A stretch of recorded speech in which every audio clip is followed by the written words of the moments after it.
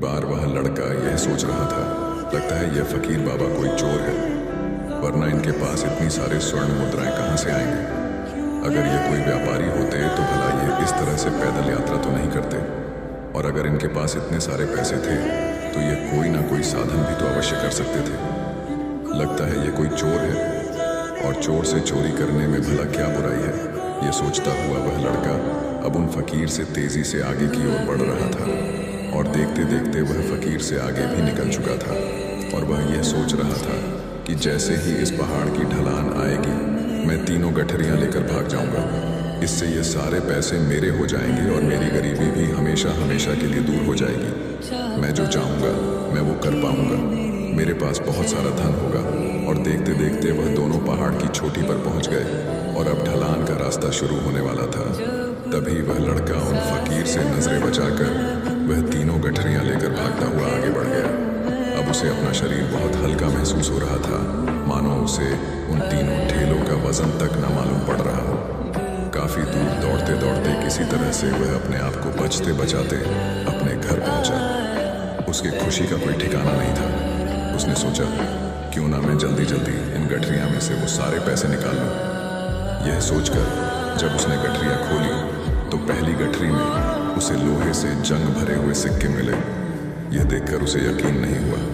इस पर उसने फटाफट दूसरी गठरी भी खोल डाली, उसमें भी उसे लोहे के जंग लगे हुए सिक्के ही निकले। यह सब देखकर वह लड़का बड़ा हैरान था।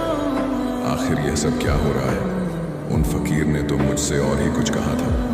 अब उसने वह सोने वाली गठरी खोली और उसमें भी लोहे के जंग लगे हुए सिक्के ही निकले। यह देखकर वो लड़का बड़ा क्रोधित हुआ। उसने सोचा, उन फकीर ने मुझसे झूठ क्यों कहा? उन्होंने मुझसे ऐसा क्यों कहा कि एक में तांबे के सिक्के हैं, एक में चांदी के और तीसरे में स्वर्ण मुद्राएं हैं। वह यह सब सोच ही रहा था कि तभी उसकी नजर उस थैले में पड़े एक पत्र पर पड़ी। उसने वह पत्र उठाया और उस पत्र में लिखा था, यह पूरा नाटक ईमानदार व्यक्ति की खोज करने के लिए रचा गया है, और मैं इस राज्य का राजा हूँ। मेरी कोई संतान नहीं और इसीलिए मैंने यह षड्यंत्र रचा है ताकि मैं अपने राज्य में किसी एक ऐसे ईमानदार व्यक्ति की खोज कर सकूं जो मेरे बाद इस राज्य का राजा बन सके और इस राज्य भार को संभाल सके। और इस राज्य का भार वही संभाल सकता है जो पूरी तरह से ईमानदार हो, जिसके मन में किसी प्रकार का कोई लालच ना हो। इतना पढ़ते ही वह लड़का जोर जोर से चिल्लाने लगा।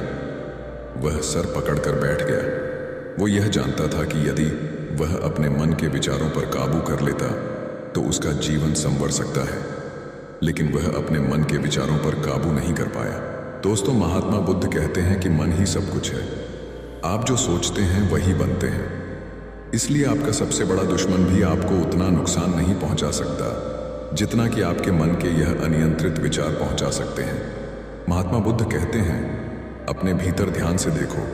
हमारे भीतर जो विचार चल रहे हैं वही विचार शब्द बनते हैं और शब्द कर्म के रूप में प्रकट होते हैं। बार बार दोहराने पर कर्म बर्ताव में बदलता है और धीरे धीरे समय के साथ बर्ताव चरित्र में परिवर्तित हो जाता है, और यही चरित्र हमारे भाग्य का निर्माण भी करता है। इसलिए हमें हमेशा अपने विचारों के प्रति सजग होना बहुत आवश्यक है।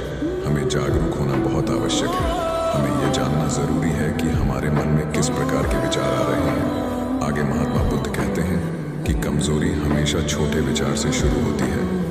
यह एक बीज के रूप में होती है, और यदि इस बीज को नष्ट न किया जाए तो यह छोटा सा विचार बहुत जल्द ही एक विशाल वृक्ष का रूप ले लेता है और हमारी बुद्धि की सोचने और समझने की क्षमता